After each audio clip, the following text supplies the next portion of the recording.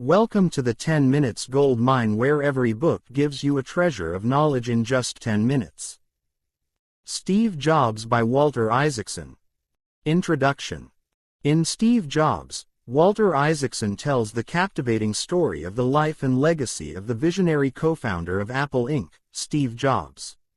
With unprecedented access to Jobs himself, as well as friends, family, and colleagues, Isaacson crafts a biography that explores not only Jobs' professional triumphs but also his personal complexities and eccentricities. The book offers a window into the mind of a genius whose relentless drive for perfection, innovation, and change reshaped entire industries, from computers to music, movies, phones, tablet computing, and digital publishing. Part 1. Early Life and Foundations. Steve Jobs was born in 1955 in San Francisco and was adopted shortly after by Paul and Clara Jobs. His early years were marked by his restlessness and a curious, rebellious nature. He wasn't particularly interested in school, and his behavior caused friction with his teachers. However, he did show an early interest in electronics and mechanics, which his adoptive father nurtured. By the time Jobs was in high school, he had already demonstrated a passion for technology and a flair for thinking outside the box. During his youth, Jobs developed a friendship with Steve Wozniak, a brilliant engineer who would become his partner in founding Apple. Wozniak was the technical genius, while Jobs was the visionary, the one who could sell the idea and bring it to the masses. This dynamic would define their collaboration and their success in creating the first personal computer. Part 2. Apple's Birth and Early Success.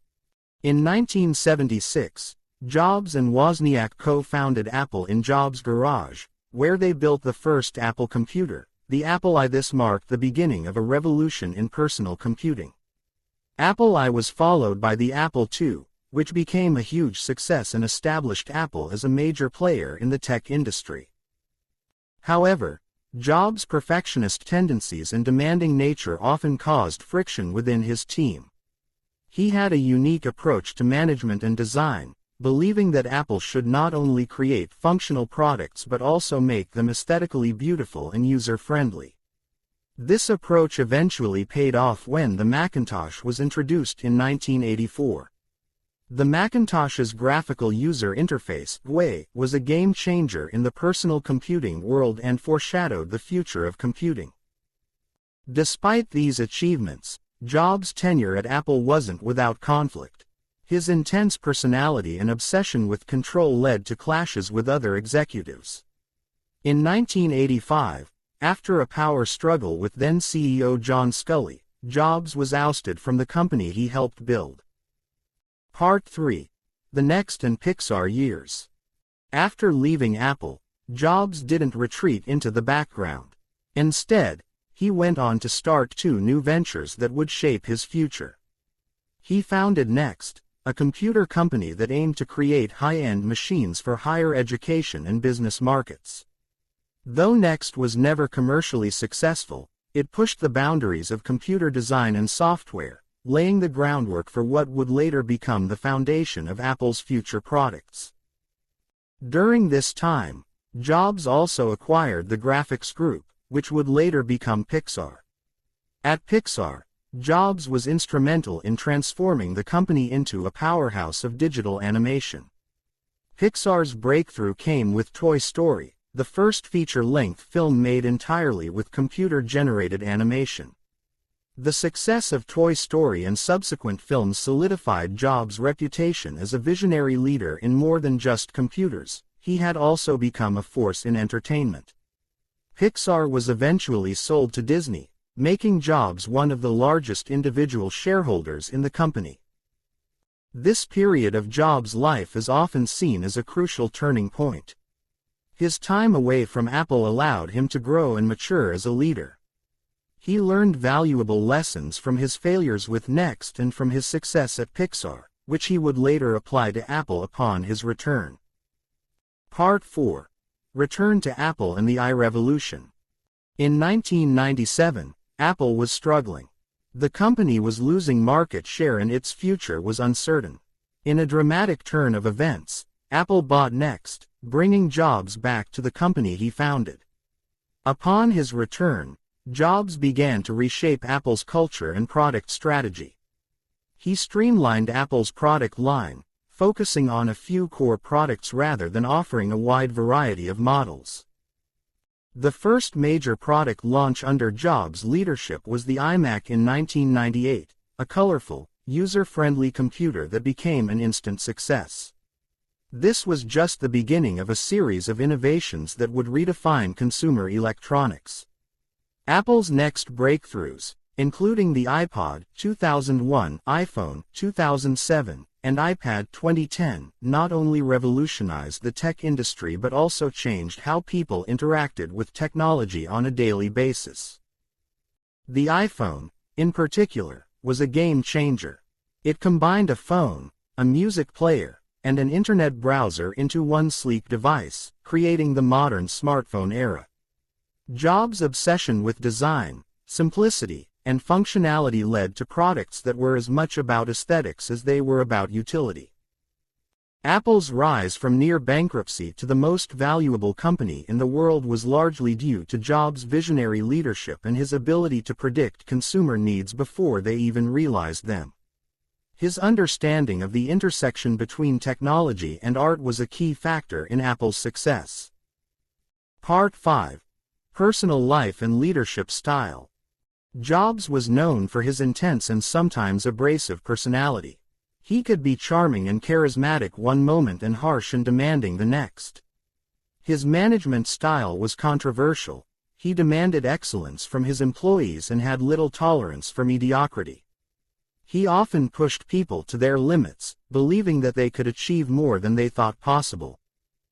While his leadership style led to extraordinary products, it also took a toll on his personal relationships. Jobs was married to Laurene Powell, with whom he had 3 children, but his workaholic nature and volatile personality often caused strains in his family life. His relationship with his daughter, Lisa Brennan Jobs, was also fraught with tension, as Jobs initially denied paternity, only to later form a relationship with her. In his later years, Jobs' health became a major concern. He was diagnosed with a rare form of pancreatic cancer in 2003, and despite undergoing treatment, his condition worsened. Jobs' determination to continue working while battling his illness became a symbol of his resilience and dedication. He remained CEO of Apple until August 2011, when he stepped down due to his declining health. He passed away on October 5, 2011. Part 6. Legacy and Impact. Steve Jobs left behind a legacy that is unparalleled in the tech industry. He didn't just create products, he created experiences that transformed the way we live, work, and communicate. Apple became a symbol of innovation, and Jobs' vision led the company to become one of the most valuable and influential businesses in the world. His insistence on combining technology with art and his ability to predict and shape trends in design and usability revolutionized multiple industries. From music to smartphones, Jobs' impact is still felt today. His leadership and his relentless pursuit of perfection in product design became hallmarks of Apple's success, and his story continues to inspire entrepreneurs and innovators worldwide. Jobs' influence extends far beyond the tech world. His ability to foresee and drive changes in how people use technology and engage with media has had a profound impact on culture, business, and society. Even after his death, his legacy continues to shape the direction of the tech industry and beyond. Conclusion. In Steve Jobs, Walter Isaacson provides a comprehensive portrait of a man who was both revered and feared, visionary and flawed. Jobs' story is one of brilliance, innovation, and personal conflict. His life is a testament to the power of ambition, creativity, and relentless determination. But it also serves as a reminder of the personal sacrifices and challenges that come with such intense drive. Steve Jobs changed the world, and his journey is a lesson in the power of passion and vision. His story serves as an inspiration to anyone pursuing excellence in their field, no matter the obstacles. So, what do you think? Do you believe Jobs' management style was effective, or was it too harsh? Can we apply some of his leadership principles to other areas of life? Feel free to share your thoughts in the comments section below. That's it for today's 10 Minutes Gold Mine. If you found value in this, don't forget to like, subscribe, and keep mining for more golden knowledge.